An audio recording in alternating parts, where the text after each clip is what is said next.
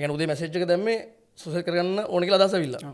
අද උදේ Facebook page එකේ message එකක් තියෙනවා. අයියේ මට ජීවිතේ එපා වෙලා තියෙන්නේ. මම බලාපොරොත්තු වුණු දේවල් මගේ හීන හැමදේම නැති වෙලා තියෙන්නේ. මම සුසයිඩ් කරනවා. සියදිවි නසා ගන්නවා. ඊට කලින් අයියට කතාවක් කියන්න ඕනේ මුළු සමස්ත ලංකාවේ තරුණයන්ට තරුණියන්ටම දැනගන්න කියලා. හරිද?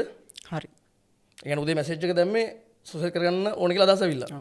ඒකෙදි මට වුණ අත්දැකීම තවත් කොල්ලෙට්ට කෙල්ලෙට්ට වෙනවට නිකන් මං ආස නැති හින්දා තමයි මේ වගේ වැඩක් කරමු කියලා කිව්වේ. මේ අවුරුද්දේ තමයි 13 වෙනි වතාවට මම දාලා ගියේ. 13 වෙනි වතාවක් යනකම් බාරගත්ත එක වැරදි කියලා දැන් පිළිගන්නවා.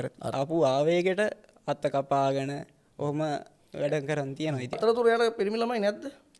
ඒ අතරතුර කියන්නේ හොර පුදුම විශ්වාසයක් මෙයාගෙන තියෙන්නේ. මට ආරංචි ඇවිල්ලා තියෙනවා. බෑර හිතේ දින ආදරේ හින්දා පිළිගන්න කැමති නැහැ. පිළිගන්න කැමති නෑ. ඔයාලා ගෙදරින් කිව්වද මේක ගැලපෙන්නේ නැහැ මේ සම්බන්ධතාවට ගැලපෙන්නේ නැහැ කියලා? ගැලපෙන්නේ නැහැ කියලා තියෙනවා. ගෙදරින් ගැලපෙන්නේ නැහැ කිව්වොත් ආයෙ පරක් හිතන්නේ නේද? මං 6 වසරේ විතර 6 වසරෙන් පටන් ගන්න පාසල් ප්‍රේමය. ආදරයට වයසක් අදාලා නැහැනේ. ඔබ හිතන්නේ සාර්ථකයි කියලා? දැන් හිතනවා මං ගත්ත තීරණය වැරදි කියලා. පවුලේ කී දෙනෙක් ඉන්නවද?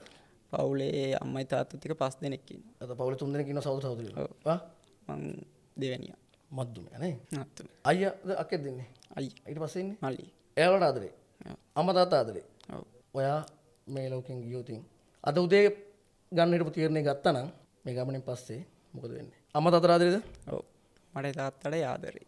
ඒ දෙන්න හින්දා තමයි මං අද මෙතන ඉන්නේ. පවුලේ හැමෝම දෙන්නට පොරොන්දු වෙන්න කෙල්ලෙක්ින්ද ජීවිතය නැති කරගන්න නැහැ කියලා. කෙල්ලෙක් හින්දා ආයෙ කොහොමද ජීවිතේ නැති කරගන්නේ? ඒ තීරණය ගත්තේ හදවතින්ද මොළෙන්ද?